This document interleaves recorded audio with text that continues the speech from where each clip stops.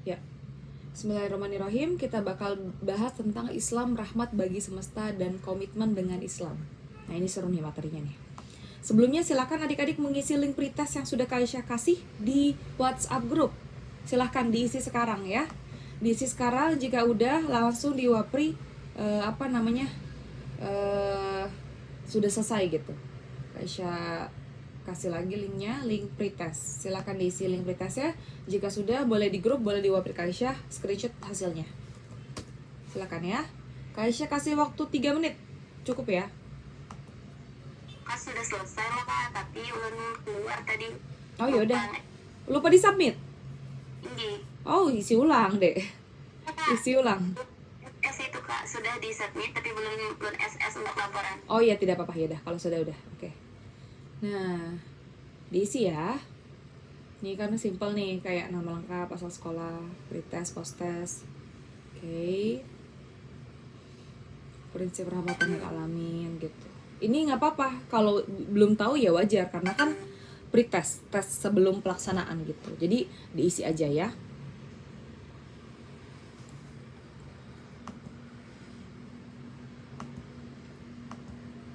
Oke.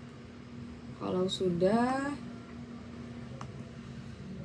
oke, ada yang sudah selesai. Fahria sudah, baru Kolbi sudah tapi belum SS, tidak apa-apa. Yang lainnya silakan.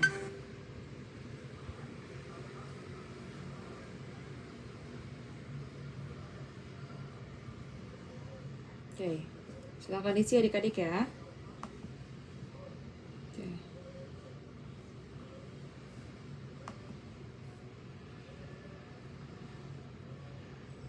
Silakan diisi ya.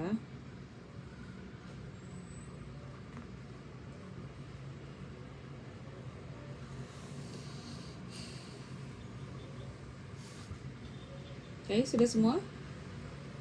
Baru Kolbi, Fahria.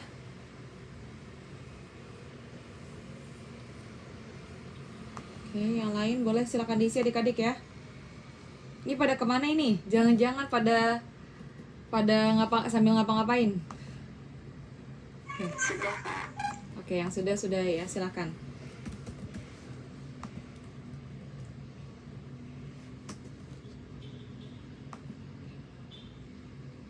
Oke, silakan di screenshot ya adik-adik ya hasilnya kalau sudah.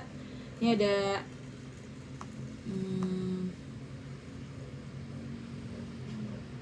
Oke, Maila, Kaisha masih tunggu, Kaila juga, kemudian Fikri, Zain, siapa lagi tadi yang udah join ya?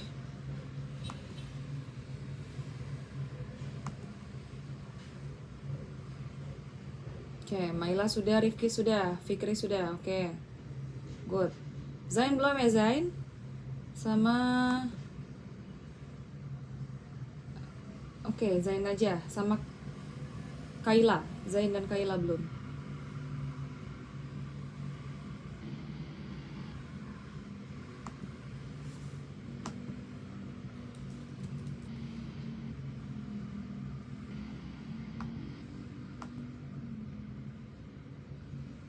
Oke, ya gimana Zain dan Kaila gimana? Masih standby?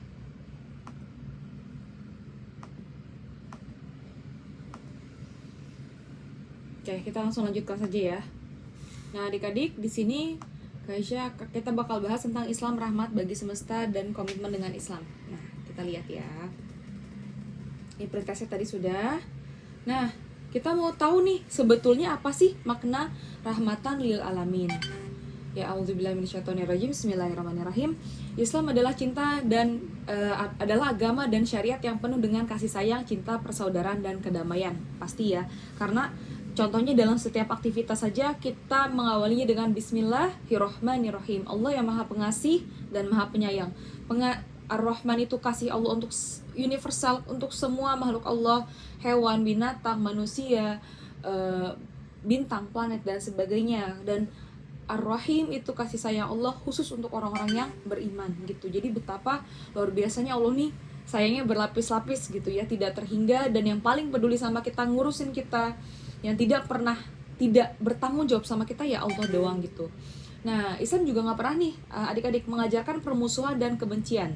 Islam tidak memiliki ajaran dan syariat destruktif dan kejahatan. Destruktif itu yang menghancurkan ya. Kan kalau konstruktif itu membangun, destruktif itu menghancurkan. Dan kejahatan. Bahkan sebaliknya, semua ajaran dan syariat Islam bertujuan untuk melahirkan dan mewujudkan maslahat abadi bagi manusia atau kebermanfaatan. Nah, karena itu nih adik-adik, ulama itu udah menetapkan nih kalau misalnya syariat Islam itu punya tujuan atau namanya makosid yang abadi seperti memelihara apa aja, ada 5. Pertama, akal manusia. Jadi syariat Islam itu ada tujuannya adalah yang pertama memelihara akal manusia. Makanya kita tidak diperbolehkan misalnya narkoba, miras misalnya, atau pornografi, karena itu merusak akal manusia gitu. Kalau sudah rusak akal kita, ya gimana mau yang lain bagus? Ibaratnya kayak komputer atau HP, itu chipnya atau microchipnya itu rusak, atau prosesornya rusak. Ya gimana kita mau mengharapkan HP itu bisa bagus gitu kan? Nah seperti itu. Kemudian keturunan. Oke, makanya di dalam Islam itu dilarang berzina karena itu tidak jelas nanti keturunannya siapa, tidak dilindungi haknya, tidak dipertanggungjawabkan dan sebagainya. Kemudian juga harta, maka dalam Islam dilarang mencuri, dilarang riba, dilarang menipu, dilarang goror, seperti itu ya, karena kita melindungi harta juga. Kemudian agama, ya jelas ya Islam kita, dan juga harga dirinya, termasuk kehormatan gitu. Nah dari sinilah Islam kemudian disebut agama yang rahmatan lil alamin. Nah, Nabi SAW bersabda, aku tidaklah diutus sebagai tukang laknat, tapi aku diutus untuk menjadi rahmat. Hadis riwayat Muslim. Nah, apa aja sih prinsip-prinsip Islam rahmatan lil alamin ya? Yang pertama, harusnya berperi kemanusiaan atau al-insaniyah. Jelas, kalau ada manusia lain ya di bumi manapun itu ditindas, walaupun dia bukan Islam, walaupun dia bukan sesama muslim, maka itu wajib dibela haknya gitu, di bawah penjajahan. Termasuk saat Indonesia, mungkin kita bisa bilang sebelum kemerdekaan ya, yang diperjuangkan para pahlawan, itu kan kita ditindas sekali ya, luar biasa ya. Bahkan saat itu di Jawa itu orang itu kalau jalan di depan ibaratnya penjajah itu sampai harus ngesot. Sebegitunya dulu mental kita sebagai bangsa itu dihancurkan sama penjajah.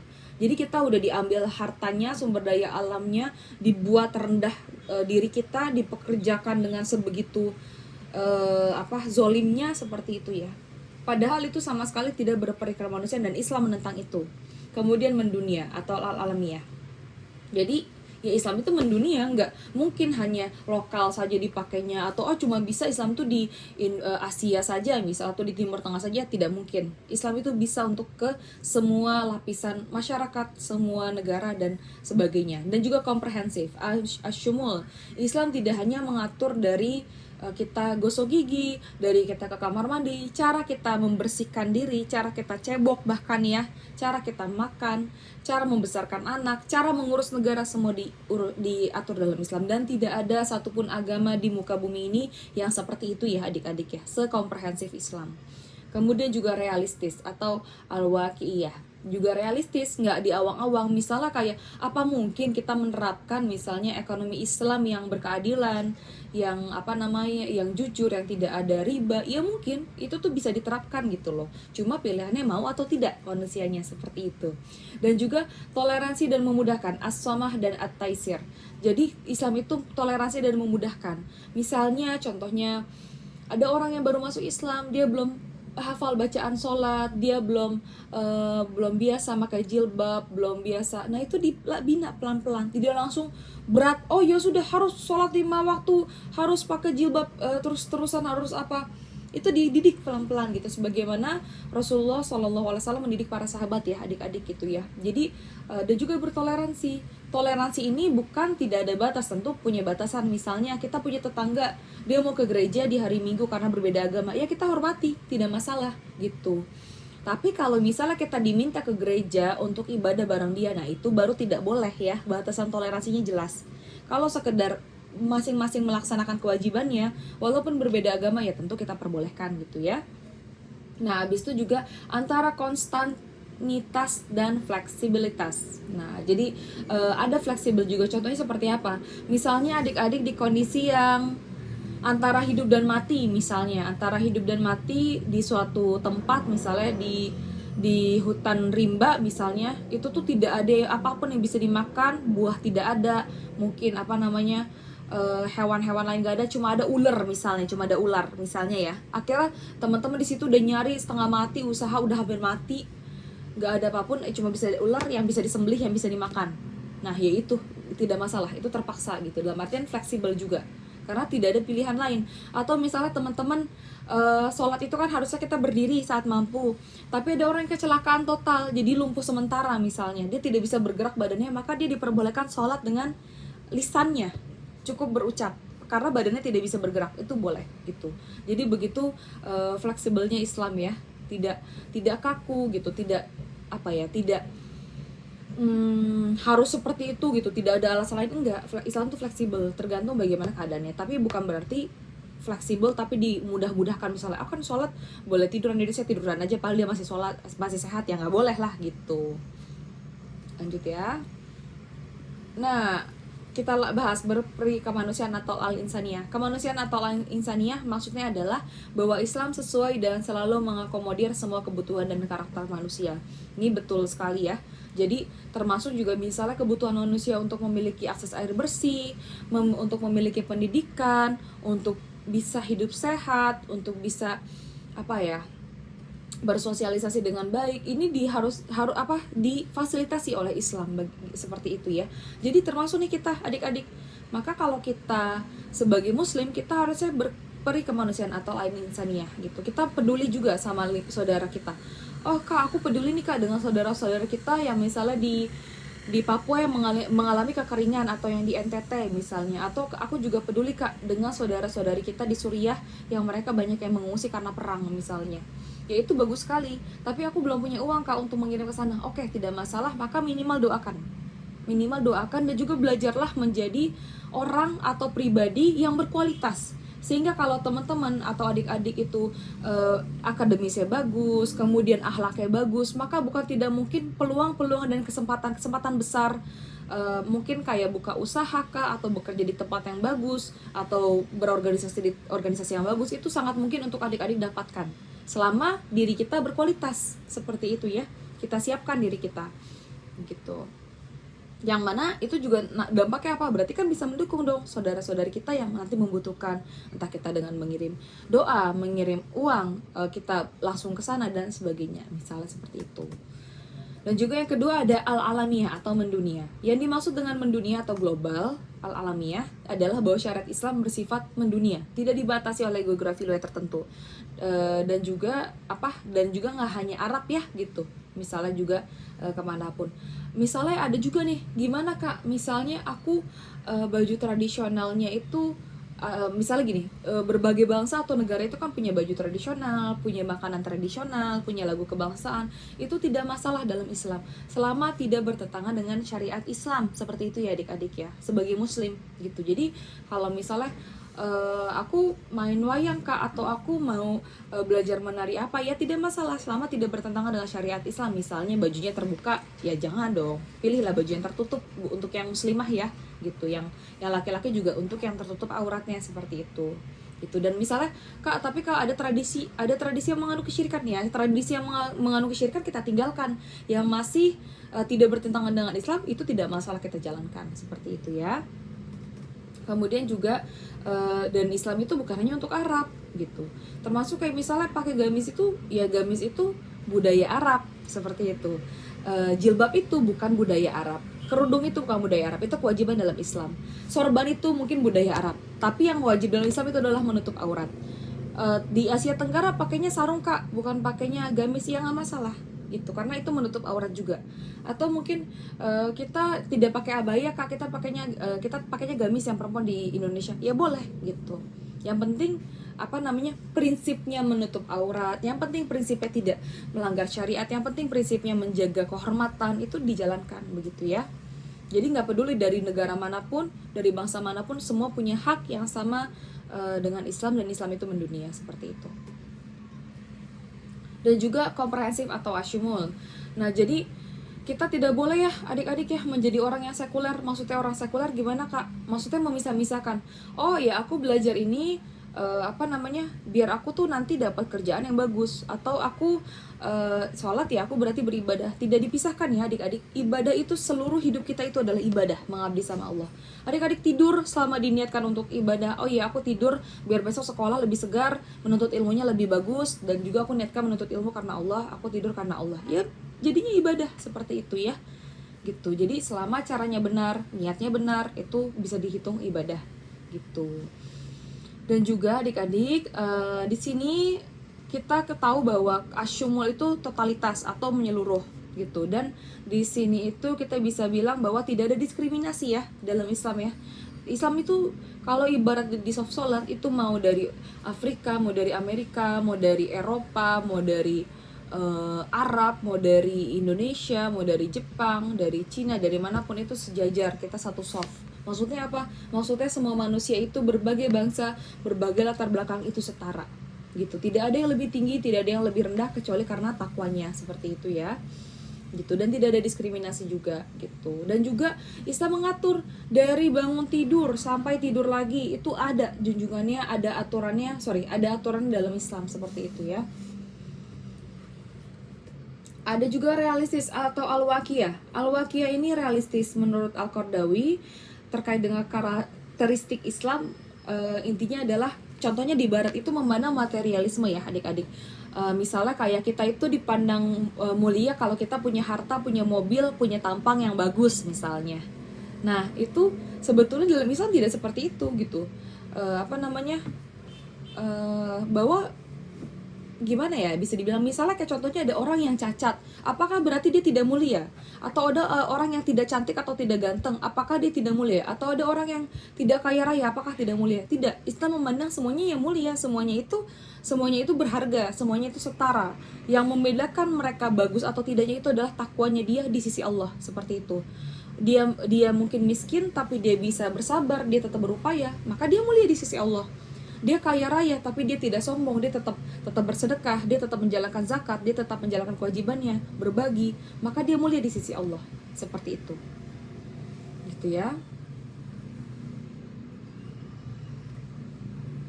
Kemudian toleransi atau memudahkan, as-sam'a dan at-taisir. Nah, jadi misalnya kita di tengah-tengah, tidak memudahkan atau tidak mempersulit. Misalnya gini, contohnya adik-adik pengennya itu misalnya saat pergi ke suatu tempat yang berbeda budaya, contohnya Kak Aisyah ya, misalnya Kak Aisyah itu pernah pergi ke tempat yang agak susah makanan halalnya, itu pernah Kak Aisyah. Terus gimana nih Kak Aisyah, apakah Kak Aisyah makan yang haram atau Kak Aisyah beli aja? Nah Kak Aisyah berpikirnya karena memudahkan atau bertoleransi. Kak Aisyah nggak masalah, Kak Aisyah nggak marah dengan kondisi yang lingkungan yang mungkin berbeda. Kok nggak ada sih makanan halal yang banyak gitu, cuma sedikit. Ya Kak Aisyah nggak usah marah gitu. Yang Kak Aisyah bisa lakukan adalah apa yang Kak Aisyah tahu makanan itu halal, sudah tersertifikasi ya. Kalau bisa biasanya ada tuh, misal di luar negeri itu ada komunitas atau sertifikasinya, itu yang Kak Aisyah pakai gitu. Ya udah, dan Kak Aisyah menghormati ya agama lain, ya wajar dia makanannya tidak halal, walaupun kita tidak membenarkan ya, dalam artian dia misalnya makan babi, ya itu dia gitu, saya tidak mau seperti itu gitu, dan saya sudah jelas dalam Islam itu diharamkan dalam Islam begitu. Jadi kita nggak memaksakan juga, atau yang Kak Aisyah bisa lakukan adalah mencari yang halal seperti itu. Dan juga bagaimana dengan kita ketemu dengan agama lain, misalnya kayak dia ada ke gereja, ada yang ke wihara, ada yang ke pura dan sebagainya, yaitu kebebasan mereka ya adik-adik, ya tidak masalah gitu. Maka karena itu ibaratnya kepercayaan mereka. Tapi kalau sudah bercampur, misalnya kita ngajak mereka, maksa mereka ke masjid, atau kita dipaksa ke tempat ibadah mereka, ikut ibadah bareng mereka, itu sudah kebablasan gitu ya. Jadi tidak usah gitu, kita bertoleransi aja. Oh ya sudah, kita hormati budaya. Misalnya termasuk kayak waktu Kak Aisyah ke Sulawesi itu budayanya itu kalau kita bertamu harus dihabiskan makanannya. sebenarnya Kak Aisyah nggak terlalu pengen, tapi ya sudah, Kak Aisyah hormati, Kak Aisyah toleransikan, Kak Aisyah yaudah Kak Aisyah habiskan gitu. Termasuk misalnya ada orang budaya lain ke orang luar negeri misalnya ke kita, ke Indonesia, dia misalnya tidak biasa makan nasi, biasanya makan roti, maka kita bantu, kita mudahkan kalau kita bisa gitu ya. Lanjut, kemudian antara konstantinitas dan fleksibilitas, as-sawabit dan al-mutaghayyirat. Nah, karakter terakhir dari ajaran ini adalah as-sawabit dan al-mutaghayyirat, yaitu terklasifikasi dengan indah dan penuh hikmah dan rahasia tinggi dari Allah. Ajaran Islam yang tergolong konstan, contohnya itu adalah rukun iman dan rukun Islam. Rukun iman dan rukun Islam itu konstan, maksudnya tidak bisa dirubah. Nggak ada toleransi, misalnya Kak, aku cuma berimannya sama Allah, Rasulullah, Al-Quran, tapi aku nggak beriman dengan para malaikat dan kode dan kodar. Itu bukan muslim ya gitu. Jadi atau Kak, aku mau sih Kak syahadat sholat, tapi aku nggak mau puasa Kak, males karena lapar. Oh, nggak boleh gitu. Jadi ini adalah sudah konstan, sudah tidak bisa ditawar-menawar dalam Islam, yaitu rukun iman dan rukun Islam gitu. Dan juga halal haram sudah jelas, maka tidak tidak boleh. Tapi ada juga fleksibilitas. Misalnya gini, misalnya contohnya dulu belum ada jual beli online, sekarang sudah ada jual beli online. Boleh nggak ya Kak kita jual beli online? Ya boleh gitu. Selama barangnya yang dibeli halal, barangnya halal, jelas sesuai syariat, dan juga transaksinya jelas, kita bayarnya juga real, kita bayar tuntas, itu tidak masalah. Misalnya seperti itu. Jadi fleksibel. Atau mungkin sekarang ini dulu berhaji dengan naik kapal Kak, sekarang kita pakai pesawat cuma cepat sekali Kak. Oh ya nggak apa-apa, ya memang begitulah, fleksibel karena sudah ada teknologi yang mendukung, ya kenapa tidak dipakai gitu ya, seperti itu. Tapi kalau untuk rukun iman, rukun Islam itu tidak ada toleransi gitu ya. Habis itu juga di sini oke, sudah ya, cukup ya. Kemudian kita langsung gimana sih kita mengimplementasikan nilai Islam rahmatan lil alamin dalam kehidupan sehari-hari. Nah, jadi dalam sehari-hari ini Kak Aisyah juga masih belajar ya adik-adik ya. Kak Aisyah masih belajar, ternyata penting sekali bagi kita untuk punya akhlak yang mulia gitu. Karena betapa banyaknya orang masuk Islam itu karena akhlak, bukan karena sibuk ceramah gitu. Ada ya sebagian ceramah ya, alhamdulillah ada, tapi sebagian besar yang Kak Aisyah tahu itu kebanyakan karena akhlak gitu, karena perilaku itu timbul dari mana? Dari kebiasaan itu timbul dari mana? Dari pemikiran kita itu tergantung kadang yang kita baca, kita dengar, kita jalankan begitu ya. Dan di sini Rasul Muhammad SAW adalah manusia paling mulia yang pernah hidup sepanjang sejarah manusia gitu. Dan juga di sini Al-Qalam ayat 4, sungguh engkau Muhammad berada pada puncak akhlak yang paling tinggi. Jadi the best quality dari akhlak itu ya Rasul Muhammad SAW gitu. Dan juga Rasul SAW itu sempurna imannya, paling baik akhlaknya, dan juga diutus untuk memperbaiki misinya utamanya adalah akhlak manusia. Iman mukmin yang paling sempurna adalah yang paling baik akhlaknya, hadis riwayat Abu Daud.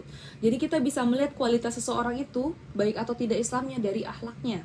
Misalnya bagaimana dia ke orang tuanya, bagaimana dia dengan keluarganya, bagaimana dia dengan lingkungannya, bagaimana dia dengan termasuk ya ke alam itu nyampah atau tidak, atau sama binatang tuh sayang atau tidak. Minimal jangan disakiti, itu udah paling minimal gitu. Atau mungkin ke teman-temannya zolim atau tidak, malah dia baik, mengajak malah kepada kebaikan begitu. Seorang muslim itu adabnya tidak merusak dan tidak mengganggu dan tidak meresahkan. Seorang muslim itu harus memberi keselamatan, harus memberi kenyamanan gitu sebisa mungkin ya, seperti itu. Nah, sekarang saatnya kita post test ya adik-adik ya. Kak Aisyah akan kasih materi post testnya. Sebentar, silakan diisi di grup. Gimana sih? Nah, oke, diisi dulu post testnya ya. Yang sudah silakan di screenshot dan di WA lagi. Aisyah tunggu ya. Silakan diisi post testnya.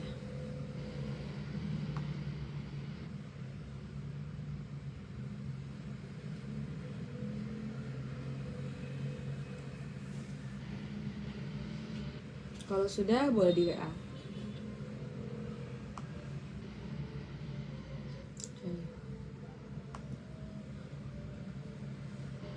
Belum ada yang kasih postes ya, adik-adik silakan isi dulu ya.